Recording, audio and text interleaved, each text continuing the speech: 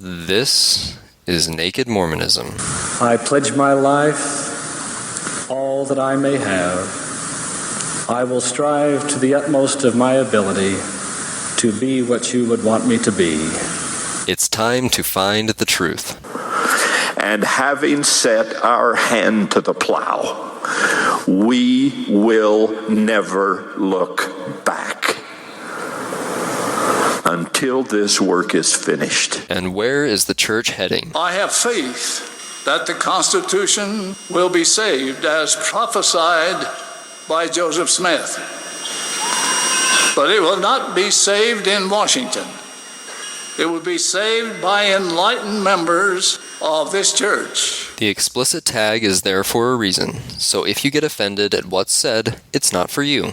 But most importantly, may you ponder the truths you've heard. May they help you become even better than you were. Skepticize everything. Hello, and welcome to the 9th episode of the Naked Mormonism podcast. We have a lot to talk about when it comes to Joseph Smith getting the plates home after he dug them out of the ground and stashed them in a tree. But before that, there is some business that I gotta take care of real quick.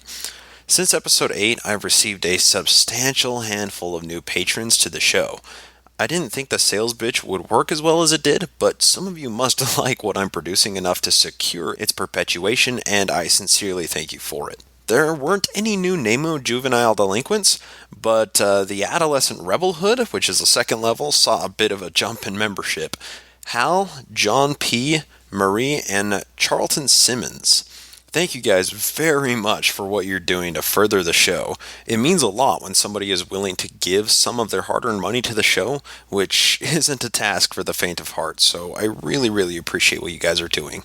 Next in the NAMO family is the new apostates.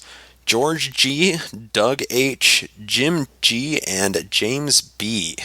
While being an adolescent rebel is good, these 4 individuals decided to take things to the next level. Their kindness and generosity is only surpassed by their amazing level of intellect and wisdom.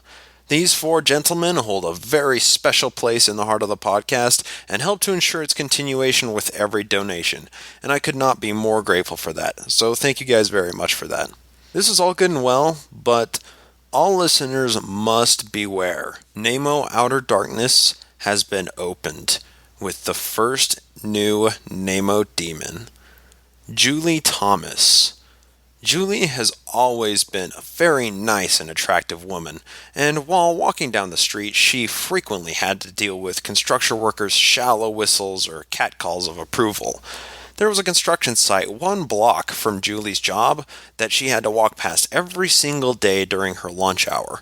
Unfortunately, construction sites aren't free from loud noises and dangers of every conceivable nature, and this day was unfortunately no different. She had been contemplating her existence for quite some time, and had been actively searching for the answers to big questions, like questions of eternity and the meaning of life. So while she was walking past this construction site on her fateful translation day, she had finally realized the truth of her own existence. That there is no afterlife, no eternity for human souls, no punishment for sins, just humans being humans, living and dying on earth. As this painful yet liberating realization surged its way through Julie's mind, she happened to be walking past the dreaded construction site near her job. Just as this thought hit her, a massive crane cable holding a 10-ton steel beam loudly creaks and then breaks with an earth-shattering snap. Julie is standing right in line with where the beam is set to fall, and she has no idea. The loud noises that frequently happen around the construction site were so loud that they drowned out the sound of the cable snapping, and it didn't seem like anything worth paying extra attention to. Workers were aware of the beam falling and were yelling at Julie, "Hey, lady, and watch out!" But having trained herself to ignore their calls, Julie thought nothing more of what the workers were yelling at. She just thought it was a normal day of the usual catcalls. As a steel beam free falls from its near skyscraper height with Julie as the singular target, she notices something glimmering on the ground. With all the noise, yelling, and other confusion that a bustling city street inherently brings about around a construction site, it's a wonder that she can focus on any single thing. but for some reason, she's inexplicably drawn to it. The beam is getting closer and closer, and more people are yelling at her to get out of the way, but any intelligible information is lost in the confusion. Just as the beam reaches Julie, she picks up the glimmering trinket on the ground, and there's nothing but blackness. The beam slams into the ground, shattering the concrete underneath it into dust. Any reasonable person would expect to see a pancaked human being under one small section of the beam, but all that can be seen is powdered concrete and a mangled steel beam. With Julie's new sense of reality and a glimmering Nemo Kingdom talisman in her hand, the surrounding darkness doesn't make any logical sense to her. But as her new eyes begin to adjust to the Nemo outer darkness in which she has just entered, the comprehension of the reality of her situation settles in. Julie is officially the first and most feared Nemo demon in all the Dark Realm. She now holds all the keys to the Nemo Information Kingdom and currently holds the revered Translation Talisman, which is used for any apostate that decides to make the translation into outer darkness. Julie is truly a great demon and will be feared in all the realm as the highest and most notorious demon around. Any Nemo demon that attempts to ascend to the level of Soulbreaker will have to ascend the ranks of all existing demons and carry out a translation to the satisfaction of Demon Julie, as she is the highest ranking demon around. Thank you, Julie, for your support of the show and really for all of your correspondence throughout the genesis of Naked Mormonism. I really will forever appreciate your donations and all of your other support, as they go a long way to making sure that the show continues. If you want a translation story like Julie here, go to patreon.com and search for Naked Mormonism and find out what happens when you become a Nemo demon or a Nemo Soulbreaker. But that's it for the Patreon shoutouts. I did want to address a couple of things concerning the show, though. My monthly costs for the show are hovering around $55 a month. Unfortunately, that doesn't cover the initial setup costs of the show. That being said, the last person I need to thank is Thad Grace. While Thad didn't want to sign up for Patreon, he did make a one-time donation that pretty much covered the startup costs for my cheap-ass rookie equipment that I'm using right now. I seriously cannot thank Thad enough for his generous donation, because now I don't have to include the startup costs into the monthly budget for the show, which means more money will be going to the charities that the show supports even sooner than they would have without Thad's fantastic donation. So thank you, Thad. You have upgraded my diet from strictly ramen to the occasional mac and cheese with cut-up hot dogs in it. You fucking rock. As for the monthly donations, right now the patronage is at $40 per episode, meaning a $25 surplus every month. Half of that will be going to Whitefield's Education Foundation or Holding Out Help, and I'm absolutely blown away. Less than 1 month of active patronage, and the show is already running in the black for me, and I'm able to donate the excess to these resource-hungry nonprofits to help Mormons leaving Mormonism. This makes the show worth so much more than just the mental therapy that it provides for me and the entertainment it provides for you as the listener. I'm at a loss for words as far as how to express how happy this makes me. So I just hope that all the donators know I couldn't keep doing this show without you and all the good that you allow the show to do. So I think that's all I need to address about donations and patronage. All of these Patreon shoutouts will be done at the beginning of each episode with listener feedback at the end after the meat of the episode.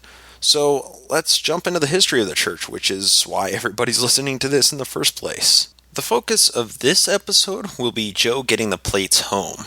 But leading up to that, there were some forces present in Joe's life that I believe had a bit of an influence on him receiving the plates on September 22nd, 1827.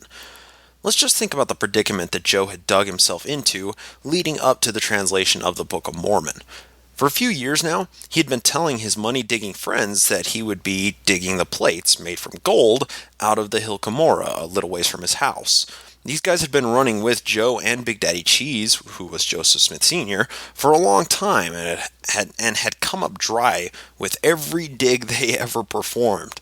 But Joe had revelation from an angel saying he would receive these plates by the power of God on a specific day at a specific time. This day and time was well known by his buddies, which were getting more and more anxious every year until 1827 that Joe came up dry with the plates. Most notorious of his fellow diggers were Joseph Knight Sr., Josiah Stowell, who we called Bossman Joe, and Samuel Lawrence, and these guys were in it for the long haul. You see, these guys believed in Joe's grade A bullshit just as much as Joe did, and when it came down to crunch time, these guys got pretty antsy, so that was but one small pressure on Joe's shoulders.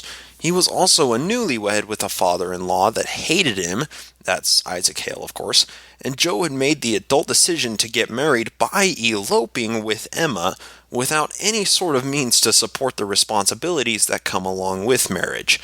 I would wager to say that one of Joe's heads may have been doing more thinking than the other, because he got himself and Emma into an uncomfortable living situation with the entire Smith family. They were all living under one roof with very scarce resources and an alcoholic head of the household. That's, Big Daddy Cheese, of course. And Joe had stolen the beautiful Emma from her comfy homestead and her father's overprotective gaze in Pennsylvania and brought her to this destitute, rag-clothed family of 11 in New York. He wasn't the provider that society and Isaac Hale had expected of him, so Joe needed a plan. There's also this little bit to throw into the mix. This is from Mormonism Unveiled by Eber D. Howe in 1834 on page 234. It's a letter written by Peter Ingersoll, and that's who provides the narrative, being a first-hand witness. Quote, "In the month of August 1827, I was hired by Joseph Smith, Jr. to go to Pennsylvania to move his wife's household furniture up to Manchester, where his wife then was. When we arrived at Mr. Hale's in Harmony, Pennsylvania, from which place he had taken his wife, a scene presented itself truly affecting. His father-in-law, Mr. Hale, addressed Joseph in a flood of tears. Quote, 'You have stolen my daughter and married her. I had much rather have followed her to her grave. You spend your time in digging for money, pretend to see in a stone, and thus try to deceive people.' End quote. Joseph wept and acknowledged he could not see in a stone now, nor never could, and that his former pretensions in that respect were all false. He then promised to give up his old habits of digging for money and looking into stones. Mr. Hale told Joseph if he would move to Pennsylvania and work for a living, he would assist him in getting into business. Joseph acceded to this proposition. I then returned with Joseph and his wife to Manchester." So here we have Joe and Isaac fighting about essentially the kind of person that Joseph was. It's easy to understand that Isaac cared for his daughter and obviously wanted the best for her like most fathers do, so he had some pretty stern words for Joe. Joe utterly collapsed under the pressure of his skeptical father-in-law, and the consequences for Joe's action were coalescing to motivate him to abandon his old ways. Of course, he didn't want to work or get a full-time job like his father-in-law was offering him, but he did have obligations to the lifestyle he was raised in and familiar with. Peter finished that excerpt saying that he returned Joe and Emma to Manchester, New York to continue living in the Smith household, after Joe's little paddling from Isaac. This is presumably because Joe had a bit of unfinished business to conclude with his friends and foes before he moved across a state line to live with the in-laws. During their journey back, they passed the supposed Hill Cumorah. While they were passing it, about to arrive to the Smith home, Joe commented on not being engaged in the work of the Lord enough, meaning he needed to formulate a plan with how things were going to go down and how he would relieve all these building pressures. Peter Ingersoll continues on in the same letter, quote, "Joseph told me on his return that he intended to keep the promise which he made to his father-in-law. But, said he, it will be hard for me, for they will all oppose, as they want me to look in the stone for them to dig money. And in fact, it was as he predicted. They urged him day after day to resume his old practice of looking in the stone. He seemed much perplexed as to the course he should pursue. In this dilemma, he made me his confidant, and told me what daily transpired in the family of the Smiths." End quote. You have to admit, Joe had this coming. He'd been running with this gang of money diggers and thieves for years now, and they didn't think anything would change once Joseph got married. They were in for a surprise because Joe was hatching a clever little scheme to leave them all in his wake. Joe was no stranger to doing this all along his journey to profit fame. He just needed to get out of New York at this time, and his father-in-law's house was the best and, well, honestly, the only solution he could find. Joe and Emma were sitting in a transition period. Any day now, they would be packing up and moving to the Hale household, and Joe's buddies were getting belligerent about the story of the plates being up to snuff when the soon-to-come autumnal equinox passed. The transition from summer to fall is a fairly significant time of year and change of seasons to occult practices. Now, I mentioned this before, but I didn't go into any detail, so I'll do that right now. The occult calendar is split into 4 13-week periods. Now, numerology is important when we get into it. 6 is the number of the man, and 7 is the number of divinity. When things are said 3 times, that's the repetition that's necessary to make anything official when we're talking about spells or rituals or anything of that sort. So, when the number 666 is representative, it's the equivalent of implying the ultimate level of flesh and humanity, expelling all other possible divinity. When the number 777 is represented, it implies the ultimate in divinity or holiness. But 777 isn't focused on as much because fear of 666 is much more effective. These numerological conclusions were hijacked by Christianity and applied in a fear-mongering campaign to convert the practicing pagans to early Christianity. The reason I bring this up is to illustrate one small connection to occult practices that Joe had picked up from his father. The completion of each 13-week season on the occult calendar meant 6 plus 7, 6 weeks of the flesh that was whole and complete with 7 weeks of divinity, and a new cycle of life began. Well, the final equinox, known as the autumnal or minor Sabbat, is called Mabon by standard occult practices, and it requires a human sacrifice. That's because it marks the completion of 3 13 weeks in which the spirit and the flesh have been made whole and complete together. So, this may provide some explanatory power for why Joe said that he needed to bring somebody with him in order to get the plates on the autumnal equinox, September 22nd. I don't sincerely think that Joseph planned on sacrificing somebody, because that's completely absurd. He was a much better person than that at this time. But the equinox change meant that it was time to reap what you have sown all year up to this point, as winter will soon be approaching. And autumnal equinox is known to be the most potent of all the equinoxes when it comes to getting your rituals to actually work. Let's continue to suspend reality for just a second and put ourselves there on the night of September 21st, 1827. Joe and Emma had borrowed Joseph Knight Sr.'s horse and carriage from the Smith house that night, sometime after everybody went to sleep, presumably. Not only is the whole family patiently waiting with high expectations of the night Joe was about to have, but they have been waiting for a couple years up to this point, and their monetary survival was almost dependent on Joe coming home with the plates made of pure gold. The Smith family actually planned on charging admission for people to see the plates and making enough money to support the family doing so. But Alvin, the chief breadwinner of the house and the eldest brother, had died unexpectedly 2 years before this, and Big Daddy Cheese wasn't much for manual labor for money or just finding a job in general. Any income brought into the family was by odd jobs that Joe, Hiram, or Sam were doing in between hunting for treasure. The whole family is living in rags and borrowing money never to be repaid from anybody that's willing to have a conversation with them. In addition to these family pressures, Joe's treasure hunting buddy, Joseph Knight Sr., was sleeping at the Smith house that night because he had a financial stake in the Golden Bible being authentic. It all comes down to this night. Can Joe get the plates and the Urim and Thummim in the chest plate just like he said he could for so long now? Unfortunately, we don't know much about what happened that night, as Joe didn't record what was going on. We know that Emma was sitting in the carriage all night praying for Joe to get the plates, and his mother Lucy was back at home doing the same thing, but we will never know what Joe was really doing up on that hill. Joe and Emma make their way back home just after the sun was rising on September 22nd. Before they arrive, there was a bit of a conversation going on about Joe's whereabouts involving Big Daddy Cheese, Lucy, and Joseph Knight Sr.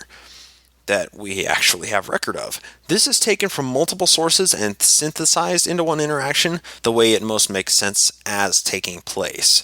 The family was gathering for breakfast, but Joe and Emma were absent at this moment. Of course, Big Daddy Cheese was excited and anxious to find out what happened during the night and attempted to summon Joe to breakfast with the rest of the family.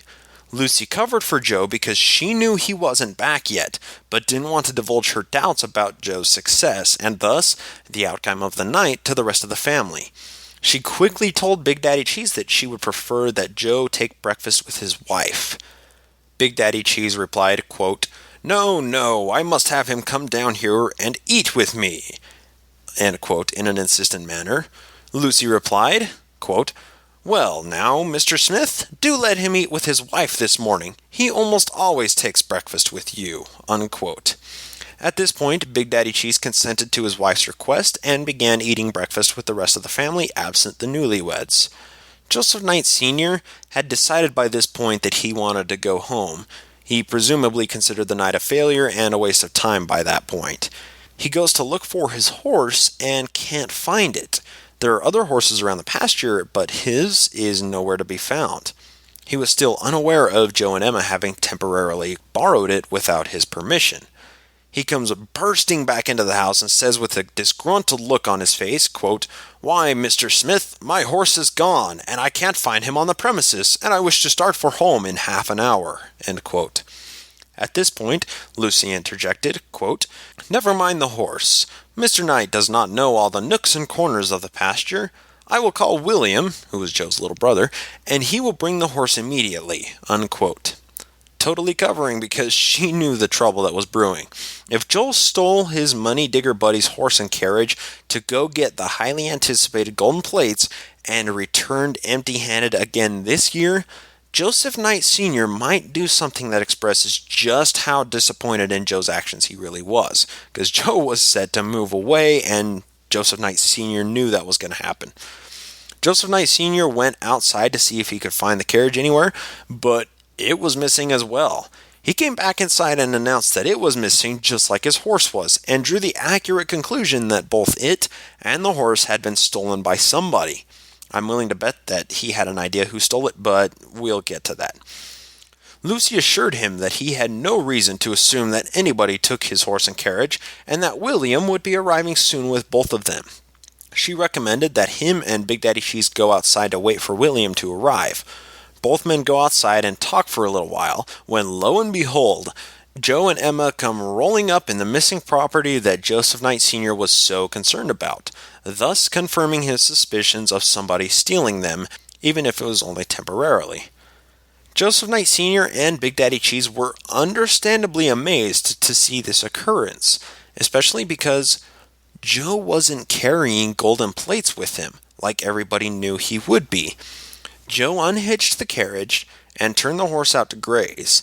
He and Emma walked past the conversing gentlemen who were awe and confusion struck without saying a word.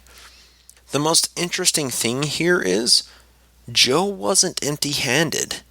This is probably why Joe was able to walk past Joseph Knight Sr. without saying a word, and Joseph Knight Sr. didn't totally blow up about Joe using his horse and carriage without permission. Joe wasn't carrying a book or golden plates or anything that anybody expected, but he did have a small something wrapped in a handkerchief. Upon entering the house, Lucy could see that Joe wasn't hefting into the house what he had so long promised to attain, and Lucy feared the worst. She became extremely upset and started to shake uncontrollably from her hysteria. She stood up to leave the room so as not to make a scene in front of the family, because she had not forgotten the first failure and didn't want to hear the same story of failure again. Joe stopped her by grabbing her arm, and here we get a small glimpse into the personality of the real Joseph. Quote, Do not be uneasy, mother. All is right. See here, I have got a key. End quote. This undoubtedly settled her uneasiness momentarily. Lucy continues in her memoir, which is the source most of the situation is reconstructed from, quote, "I knew not what he meant, but took the article of which he spoke into my hands, and upon examination found that it consisted of 2 smooth 3-cornered diamonds set in glass, and the glasses were set in silver bows, which were connected with each other in much the same way as old-fashioned spectacles. He took them again and left me, but said nothing respecting the record." End quote. We don't have any other record of Joe showing that pair of spectacles to anybody else ever. But what we do have is Joe talking to Joseph Knight Sr. after the excitement of the morning had died down, and Joe and Emma had eaten breakfast. Joseph Knight Sr. recounts the tale as such, quote, "After breakfast, Joseph called me into the other room, and he set his foot on the bed and leaned his head on his hand and says, 'Well, I'm disappointed.' 'Well,' said I am sorry.' 'Well,' says he, 'I am greatly disappointed. It is 10 times better than I expected.' Then he went on to tell the length and width and thickness of the plates, and, said he, 'they appear to be gold.' But he seemed to think more of the glasses or the Urim and Thummim than he did of the plates. 'For,' says he, 'I can see anything. They are marvelous. Now they are written in characters and I want them translated.'" End quote. He was, of course, referring to the plates there. Joe was all in at that point, and there was no going back for him. Now, personally, I believe that was because he finally had a working set of plates that could pass a simple weight and textile evaluation, even if they couldn't pass a direct visual examination. Even if Joe didn't have the completed set, he must have been close to finishing it, because he had asked his mom, Lucy, if she knew where he could get a chest with a lock on it. He had to be certain that nobody would be able to take them once he got them home, and he certainly didn't want anybody in the house sneaking any peeks at the plates without Joe's direct supervision and influential commentary. Now, I believe I said in the last episode that Joe asked Mason Chase to make a box for him to contain the plates in. Well, I was mistaken. Mason Chase is Willard Chase's brother, and these guys, along with their third brother, hired Joe and Alvin to help them dig a well, where Joe found his lucky seer stone that he used for his entire life. The man Joe petitioned for assistance in making the box was Willard Chase, not Mason Chase. I'm afraid I have to make that correction. Willard was the town cabinet maker and carpenter, and had done some work for the Smith family in the past, making furniture for Joe's older sister, Sophronia. Lucy sent Joe to Willard, saying that the family would pay for services rendered in the usual way, meaning half food and produce items and half actual money. The history the Smith family has with Willard Chase kind of ends up fucking Joe over. I can try to paraphrase, but Willard Chase says everything so well himself and does a good job of summing up the storyline up to this point. So I'm just going to read from Mormonism Unveiled by E.D. Howe, which contains this letter from Willard Chase himself. Quote, "Testimony of Willard Chase, Manchester, Ontario County, New York, 1833. I became acquainted with the Smith family, known as the authors of the Mormon Bible, in the year 1820. At that time, they were engaged in the money-digging business, which they followed until the latter part of the season of 1827. In the year 1822, I was engaged in digging a well. I employed Alvin and Joseph Smith to assist me, the latter of whom is now known as the Mormon Prophet. After digging about 20 feet below the surface of the earth, we discovered a singularly appearing stone, which excited my curiosity. I brought it to the top of the well, and as we were examining it, Joseph put it into his hat, and then his face into the top of his hat. It has been said by Smith that he brought the stone from the well, but this is false. There was no one in the well but myself. The next morning he came to me and wished to obtain the stone, alleging that he could see in it, but I told him I did not wish to part with it on account of its being a curiosity, but would lend it. After obtaining the stone, he began to publish abroad what wonders he could discover by looking into it, and made so much disturbance among the credulous part of the community that I ordered the stone to be returned to me again. He had it in his possession about 2 years. I believe sometime in 1825, Hiram Smith, brother of Joseph Smith, came to me and wished to borrow the same stone, alleging that they wanted to accomplish some business of importance, which could not very well be done without the aid of the stone.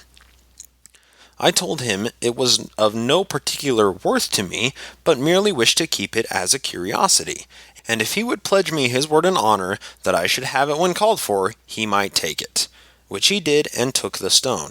I thought I could rely on his word at this time, as he had made a profession of religion, meaning I assumed that he swore to God that he would give the stone back if Willard ever called for it.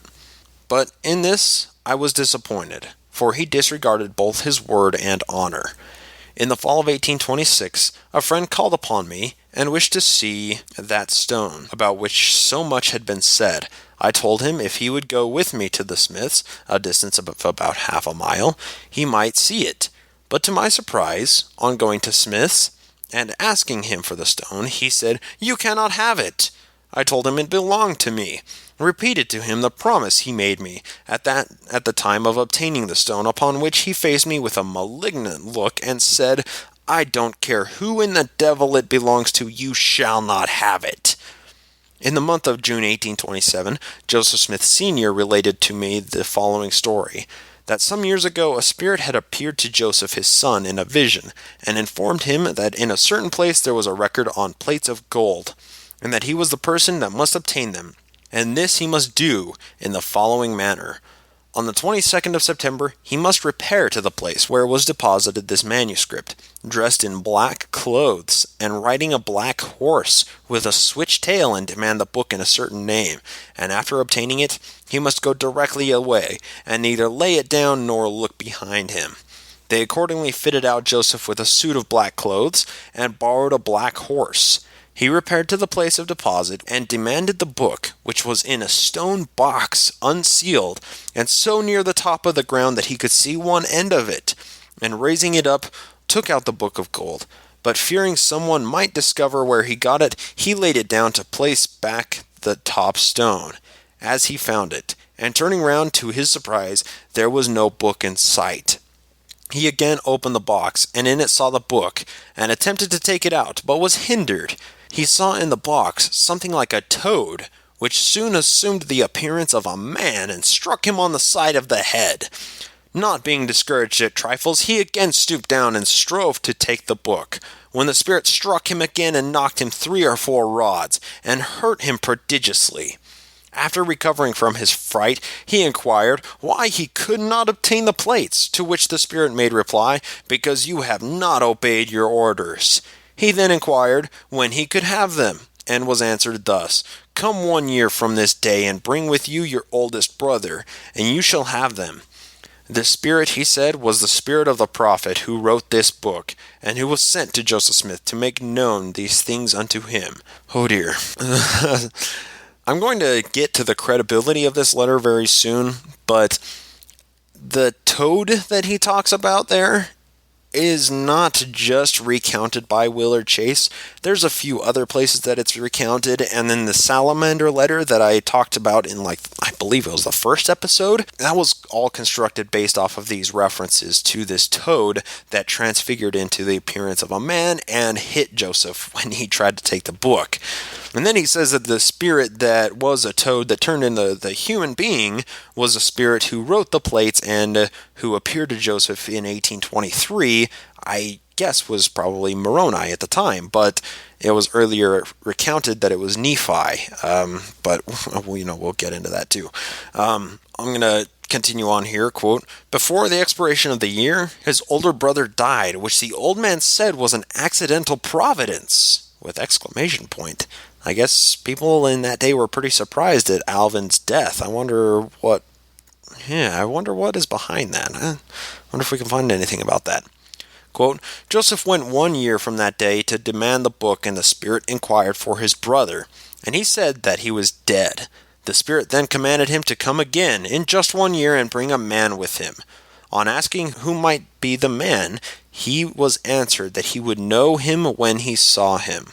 Joseph believed that one Samuel T. Lawrence was the man alluded to by the spirit, and went with him to a singular-looking hill in Manchester and shewed him where the treasure was.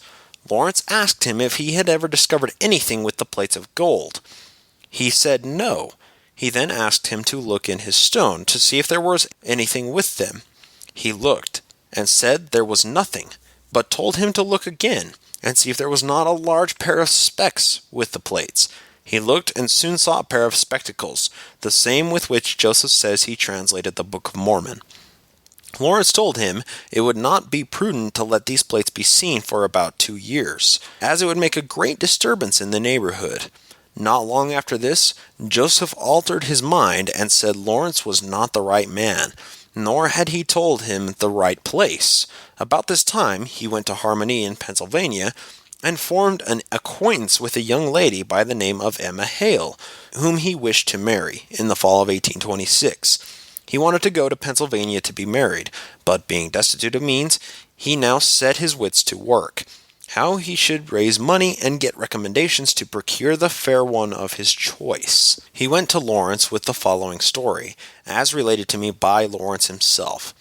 He had discovered in Pennsylvania, on the bank of the Susquehanna River, a very rich mine of silver, and if he would go there with him, he might have a share in the profits.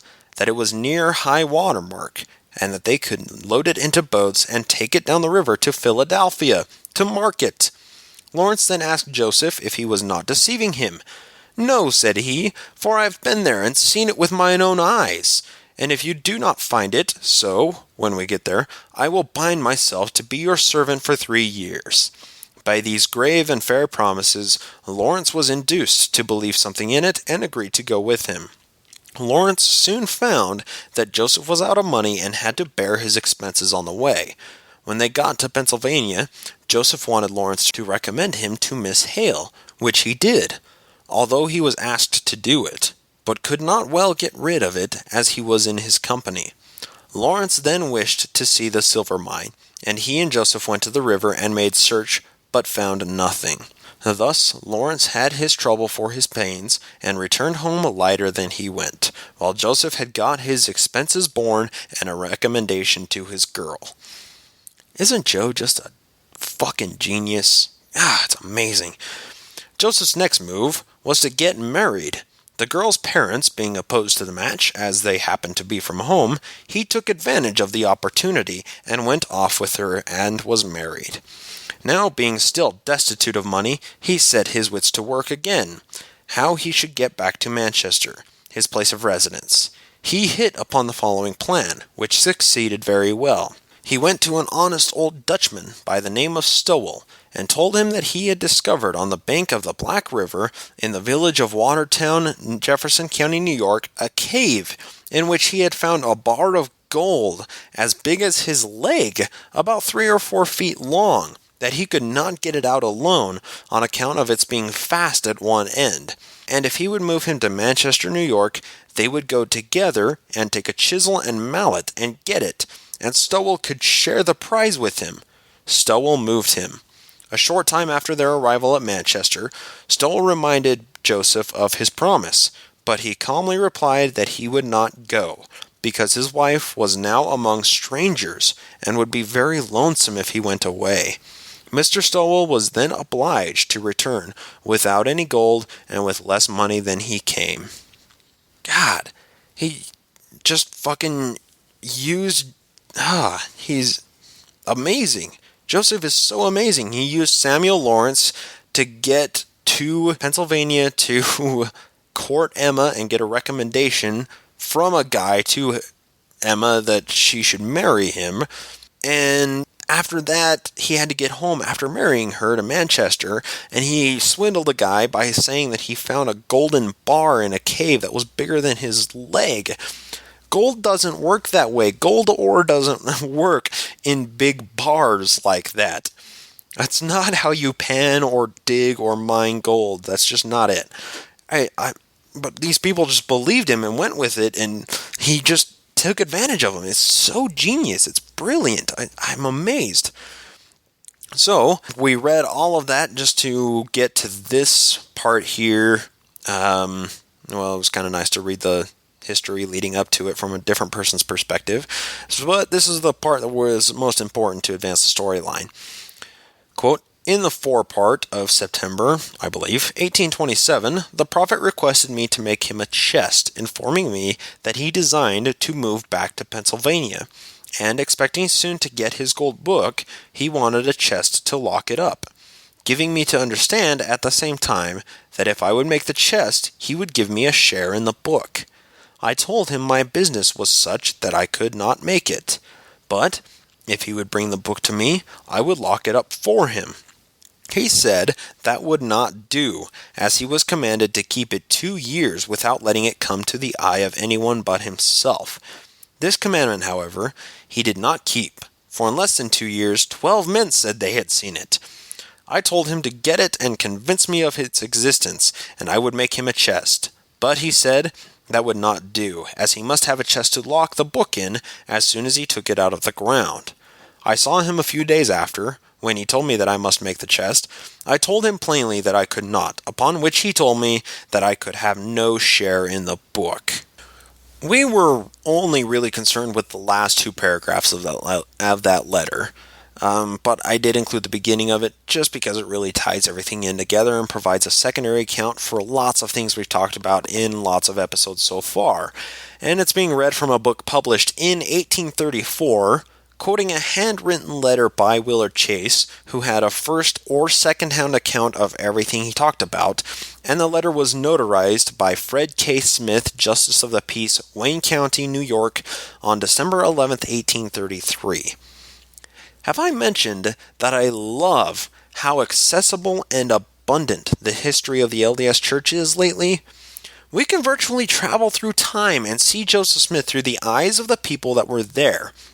We don't have to view him with the crushing sense of disconnectedness that so many historical examinations are plagued by, because Joe was exciting enough to write about when people associated with him. Luckily, a lot of these people left behind little gems, just like Willard Chase does here, for us to read and examine nowadays. Willard does such a good job that I'm just going to let him advance the storyline to the next big event, Joe bringing the plates home. Quote, a few weeks after this conversation, he came to my house and related the following story, that on the 22nd of September, he arose early in the morning and took a one-horse wagon of someone that had stayed overnight at their house without leave or license, and, together with his wife, repaired to the hill which contained the book. He left his wife in the wagon by the road, and went alone to the hill, a distance of 30 or 40 rods from the road. He said he then took the book out of the ground and hid it in a treetop and returned home. He then went to the town of Macedon to work. After about 10 days, it having been suggested that someone had got his book, his wife went after him. He hired a horse and went home in the afternoon, stayed long enough to drink 1 cup of tea, and then went for his book. Found it safe, took off his frock, wrapped it round it, put it under his arm and run all the way home, a distance of about 2 miles. He said he should think it would weigh 60 pounds and was sure it would weigh 40. On his return home, he said he was attacked by 2 men in the woods and knocked them both down and made his escape, arrived safe and secured his treasure. Joe had to get the plates home somehow. I personally don't think he had his mock set of plates completed by this time. I think he was still working on them. But looking back at the historical record, it would be really, really hard for Joe to have done anything relating to the plates without having a tangible set that met the expectations of people that were interested in the plates. Much like a magician never really shows his or her trick closely or slowly enough to catch or comprehend, everything is done behind a veil of some sort. While most magicians use a top hat with a false bottom or a box that people can lay down in and supposedly get cut in half, Joe had his own set of props. He had a set of plates, these glasses that he made from wire and 2 rocks that he showed to his mom, a box and a handkerchief, and a whole lot of charm and convincing wit. But I don't think he was ready to bring his set home on September 22nd due to many possible reasons. Maybe he wasn't done with them. Maybe he hadn't even started on them yet. Or perhaps He was afraid of Joseph Knight Sr. and Big Daddy Cheese examining the plates with a skeptical eye, or, God forbid, demanding to see them without any handkerchief covering. Regardless, Joe needed more time, and he made that time by bringing home a concession souvenir, the spectacles, or as he came to call them, the Urim and Thummim, which he supposedly could see anything he wanted with. So after Joe reportedly pulled the plates out of the ground, he supposedly stashed them in a tree or a log somewhere nearby. Then Joe went to a town called Macedon to work for 10 days.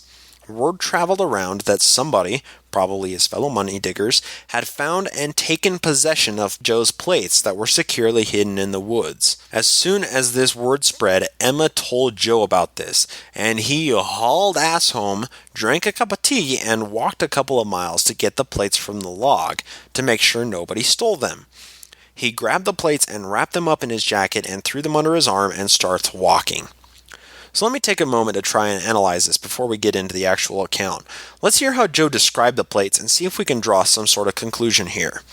This was a letter written by Joseph himself as editor of the Times and Seasons newspaper in Nauvoo in 1842. The whole thing is basically the history of the church in a nutshell, but he describes the plates in elaborate detail, and we can construct a mental model of them from the description. Quote, "These records were engraven on plates which had the appearance of gold. Each plate was 6 inches wide and 8 inches long, and not quite so thick as common tin. They were filled with engravings in Egyptian characters, and bound together in a volume as the leaves of a book, with 3 rings running through the whole. The volume was something near 6 inches in thickness, a part of which was sealed. The characters on the unsealed part were small and beautifully engraved. The whole book exhibited many marks of antiquity in its construction and much skill in the art of engraving. With the records was found a curious instrument, which the ancients called Urim and Thummim, which consisted of 2 transparent stones set in the rims of a bow fastened to a breastplate. Through the medium of the Urim and Thummim, I translated the record by the gift and power of God." Now, let's think about this. A solid block of iron by those dimensions, 6 inches by 8 inches by 6 inches thick, would weigh over 80 pounds. Now, the book probably wasn't a solid block of iron, but had some spaces in between the plates. That's understandable, so we can reduce this number by a bit. This makes various people's claims of the plates being between 40 to 60 pounds fairly valid and explicable. A problem we have with this is the difference between gold and iron. Gold is much denser and further down on the table of elements, which is why it's heavier than simple iron. A block of gold with the dimensions that Joe provided would weigh some 230 pounds, and wouldn't be very easy to carry under one arm. But sheet tin and iron were heavily used in those days, and Joe could have found some scraps or purchased or stolen a few bulk-sized sheets and cut a set of plates and ran a wire through some holes that he punched with a nail. This fits the size and weight range he described, but gold would have been so heavy and unmanageable, not to mention the softness of gold would lose the engravings after so much manipulation. That's a conclusion that provides explanatory power for the entire circumstance and doesn't require any intervention of strength reinforcement from a supernatural being for Joe to carry more than his own weight in gold 2 miles home through the wilderness. But for the sake of what the reported history is, let's continue to suspend reality again and say that Joe had these gold plates. They weighed a lot, but by some magic juju, they only weighed a quarter of what they should in the real world. Let's just say that Joe had these 50-pound plates of gold under his arm and began walking home with them. He was attacked by 3 guys in the woods, 2 of which had rifles. The first one was waiting behind a log, and as soon as Joe stepped over it, the attacker sprung out from behind a tree and hit Joe on the back of his head with the butt of the gun. Joe recoiled from this blow and turned to face his attacker. With 50 pounds of sheet metal under his arm, Joe threw a one-armed punch at the man and knocked his ass flat out with his God power-infused mega punch. At that point, Joe began to run at top speed, fearing a similar incident would ensue later on his journey. Well, he was right, and the second man attacked him. We aren't told if this rogue had a gun or not at this point, but Joe threw another one-armed mega punch and knocked this motherfucker out with a single punch too, presumably while still running at top speed with the 50-pound plates under his arm. As Joe was nearing his house closer and closer, a third attacker appeared from behind him. This may have been the first attacker with the same gun, or it may have been the third person entirely, but if it was the first person, he's kind of a dumb shit because he hits Joe on the back of the head again with the butt of his gun again. Joe, of course, was unfazed by this third attack and turns around and issues his third God-infused mega punch of the night and knocks this guy's ass out too. But this knockout didn't quite go like the others. Joe dislocated his thumb during this particular scuffle, which he ends up asking Big Daddy Cheese to reset once he does get home. Poor Joe. After Joe deals with the third attacker, whether it was the same person as the first attacker or it was a third person altogether, is of little consequence because Joe continues to run at full speed with the secured plates until he gets home. Once he gets to the Smith property line, he collapses on the lawn outside of his house to regain his breath momentarily. After taking this moment to reflect on what happened and to rest, Joe goes into the house, still understandably out of breath. He had the plates intact and unharmed, wrapped in a jacket under his arm. Lucy directed Don Carlos, who was Joe's youngest brother, to get the wooden box out of his room to put the plates in, which he did accordingly. Now, let's take a look at the effect this story had on the Smith family regarding the plates.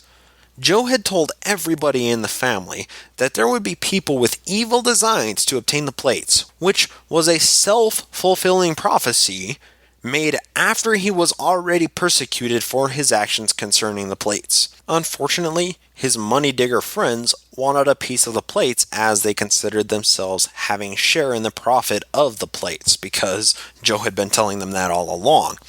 The phrase, "there's no honor among thieves," kind of comes to mind when we examine how Joe uses these people to get things done, and then doesn't uphold his end of the promises that he makes with these people. No matter what was in the jacket that Joe brought home, he and his family were against opposition from multiple people, which somehow validates everything that Joe was doing as being holy and a mission from God. You see, it's easy to dichotomize yourself when you're being opposed by somebody. Most people see themselves as the good guy of their own story, and all oppressors are the evil and unenlightened ones. This is made abundantly apparent throughout history, as it has happened with every religion or cult leader ever. And we all experience that us versus them mentality on a day-to-day basis. No matter how menial the distinction is, that separates a group of people involved. Now, I'm a truck driver, and I fucking hate Prius drivers, because they all seem to drive the same fucking way. Poor snow driving, they slide all over in the snow and have no idea what to do, they hang out in the fast lane and go slower than everybody else, and they take for fucking ever to turn from the main traffic lanes into their destination, forcing everybody to come to a complete stop behind them for no fucking reason. But as soon as that person steps out of the Prius, the distinction is gone, and I can be best friends with that person. I don't care. This is just a small example to show how meaningless these societal distinctions are and how easy it is to vilify the other guy. But these dichotomies can serve to create a false us versus them mentality that doesn't seem to help anybody and only seems to infuriate the oppressed or persecuted side. Well, the same thing was happening with the Smith family. Whether or not those men in the woods actually existed and actually attacked Joe and actually couldn't overpower him even though he was carrying a heavy package and they had guns, doesn't really matter. Because these stories that Joe regaled everybody with and provided broken thumb evidence for united the family together under the almighty Joseph Smith. And whatever Joe said was straight from the mouth of God himself and bared no reasoning for questioning or rebuttal. And thus we see the genesis of a madman cult leader. We have a lot more to cover concerning Joe and the interim period between attaining the plates and getting to the Whitmer house to complete the translation of the plates, and that period of time will be the focus of the next episode. As for now, I have expended my usual time limit, and I haven't even addressed audience correspondence yet, so I'll do that now. As for listener mail, I have been getting quite a bit of correspondence and critiques from people, and I appreciate every one of them. Among various praise for the show and people telling me their stories, which I absolutely love, it's such great motivation for the show. There have been a few critiques that I want to address really quickly. There have been a few people that have said they don't like the nicknames that I'm using for the various heavy hitters in the church, but for every person that has sent me a message about disliking the names, I've received just as many people saying that they like them. So let me just address the issue really quick. When I call Martin Harris Not So Smarty Marty or Oliver Cowdery Cowdung All Over, there are a few reasons behind it. When you're examining the history of the church, it's really easy to divorce yourself from the people that were involved and look at the situation singularly and unrelated to the people that were involved with each situation. While that is a scholarly historical approach and helps to remove bias from a historical analysis, that's not necessarily the scope of this podcast.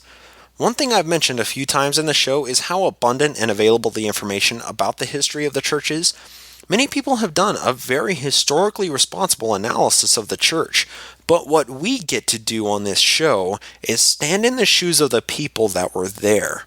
When you relate to somebody with a nickname as opposed to their formal name, that somebody instantly becomes personified in the mind of the listener. You can construct your own picture of the people we're talking about and relate to them and their actions. So while some of the names might be a little lame or they might not roll off the tongue very well, soon everybody involved will have their own little nickname, and you'll be able to really put yourself into the shoes of everybody and relate to them a little bit better. So I'm keeping the nicknames for the sake of the show and to help listeners empathize with the historical people. But I will occasionally switch back and forth between their formal names and their nicknames multiple times each episode, so they will become familiar in either respect. The next critique I need to address is the fact that I swear occasionally, and I proudly bear the explicit tag. A few people have said that they really don't appreciate the swearing or rants, as it doesn't seem entirely necessary for what's being said. There have been quite a few times that I've gone on rants that were very, very substandard, and I'll make adjustments in light of that fact. However, I don't make any excuses for the fact that I hold a bit of vitriol for the church, and that anger does show through when I'm talking about a topic that gets me riled up or is very near to me. Oftentimes, when I allow myself to get too involved in the rant, my tone of voice escalates in an almost childish manner, and I do apologize for allowing my emotions to invade into the narrative too heavily. And I will be toning it down in future episodes, but the swearing stays. You see, I'm not just doing this podcast because I researched a bunch of interesting information about Mormonism and want other people to have it. I also need the catharsis that comes along with the show. I personally feel lied to for the first 17 years of my life, and it feels so good to call out the organization and the people that orchestrated and perpetuated these lies, and use their own history to do it. If I'm doing a historical analysis and can't add my own thoughts and feelings into it, what is the point of even doing the show? The reason the show is unique is because it's given from an ex-Mormon perspective and has a genuine human nature to it, as opposed to being a simple recitation of facts. And that's why I'm trying to offer so much more than just a dry repetition of what happened without any personality or feeling of being genuine. Hopefully that serves to explain why I rant the way I do, and I hope everybody will bear with me as I practice my delivery methods to be the most poignant and entertaining while still keeping the abrasive yet therapeutic nature of the show intact. Next, I wanted to thank a few people for their correspondence. There have been a few people that have made me aware of information that I knew nothing about, and I really look forward to conveying it in a well-informed manner when the time comes. Hal Prentice told me all about the breakoff factions stemming from the RLDS Church, and a Facebook profile called God's Avatars turned me onto the tracks of the slaughter of a Native American tribe called the Wasaki. Some 400 men, women, and children massacred in one night, among multiple other scuttles between the early Mormons and these Native Americans that resulted in lots of Native American deaths. Miraculously, the members of the tribe that remained alive after this massacre and multiple battles converted to the church and fell under Bloody Brigham's rule. As per usual, when this information comes up in the storyline, I will examine it in depth and give props to the people that were responsible for making me aware of the information. Regardless, I did want to thank everybody that has told me some crazy Mormon shit. I didn't include everything that's been referred to me in this because I can't tell you guys everything crazy right off the bat, but information like this really helps with the shock factor of the show, and I love to find anything like this out along my journey of research. So thank you to everybody that's corresponded so far. I guess that about does it for this episode. Check my Facebook, Twitter, and Patreon page, and I will include links for them in the show notes. There is one last thing that I did want to tell everybody about. I'm going to be a guest on a video podcast called Atheists on Air Beyond the Trailer Park. They'll be doing a Mormon Mania episode with David Michael from the My Book of Mormon podcast, and me to talk everything Mormon. I'm pretty excited for that, and it'll be live January 12th, 9:30 Eastern Standard Time on Google Hangouts and YouTube. So, if you want to see me talking in conversation about crazy Mormon shit, instead of just a diatribe, join us live, or you can download it from iTunes or Spreaker after. Thank you for joining me this episode, and I hope to talk at you again here on the Naked Mormonism podcast.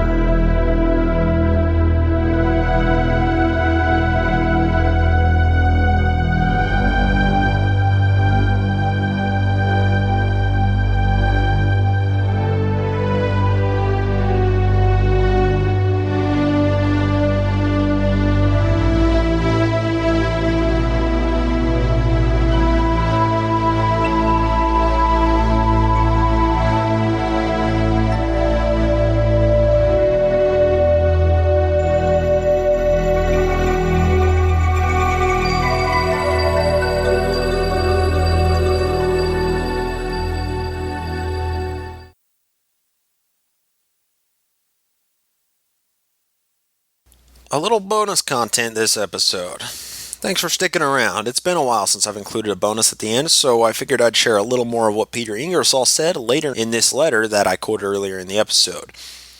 Quote, "One circumstance occurred on the road worthy of notice, and I believe this is the only instance where Joe ever exhibited true Yankee wit. On our journey to Pennsylvania, we could not make the exact change at the toll gate near Ithaca. Joseph told the gate tender that he would hand him the toll on his return, as he was coming back in a few days. On our return, Joe tendered him 25 cents, the toll being 12.5 cents. He did not recognize Smith, so he accordingly gave him back the 12.5 cents. After we passed the gate, I asked him if he did not agree to pay double gatage on our return. No, said he. I agreed to hand it to him, and I did, but he handed it back." So what Joe did there was, as they were passing a toll gate, the toll was 12.5 cents, but they only had 25 cents on them. So Joseph told the toll worker, "Hey, we're just coming back in a couple of days. How about I just give you the 25 cents then, and you don't have to make change for us? How does that sound?" And the toll worker said, "Sure, sounds great. I'll take your word for it, because, we live in a more trustworthy time now than they will live in the 2000s, so why not? Absolutely." So Joseph didn't give him any money, and then on their return, he gave him the 25 cents, and the guy didn't recognize Joe and gave him back 12.5 cents in change, just like he should have done the first time. So Joe cheated him out of an entire toll. Pretty genius. That's not bad. I'm pretty impressed. So Peter continues, "One day he came and greeted me with a joyful countenance. Upon asking the cause of his unusual happiness, he replied in the following language." This is now quoting Joseph. Quote, "As I was passing yesterday across the woods, after a heavy shower of rain, I found in a hollow some beautiful white sand that had been washed up by the water. I took off my frock and tied up several quarts of it, and then went home. On my entering the house, I found the family at the table eating dinner. They were all anxious to know the contents of my frock. At that moment, I happened to think of what I had heard about the history found in Canada called the Golden Bible. So I very gravely told them it was a Golden Bible. To my surprise, they were credulous enough to believe what I said. Accordingly, I told them that I had received a commandment to let no one see it. For, says I, no man can see it with the naked eye and live. However, I offered to take out the book and show it to them, but they refused to see it, and left the room. Now, said Joe, I have got the damned fools fixed, and will carry out the fun. End quote. Now, back to quoting Peter, quote, notwithstanding, he told me that he had no such book, and believed there was never any such book. Yet, he told me that he actually went to Willard Chase to get him to make a chest in which he might deposit his golden Bible. But, as Chase would not do it, he made a box himself of clapboards and put it into a pillowcase, and allowed people only to lift it and feel of it through the case. End quote. Oh my goodness, isn't that beautiful?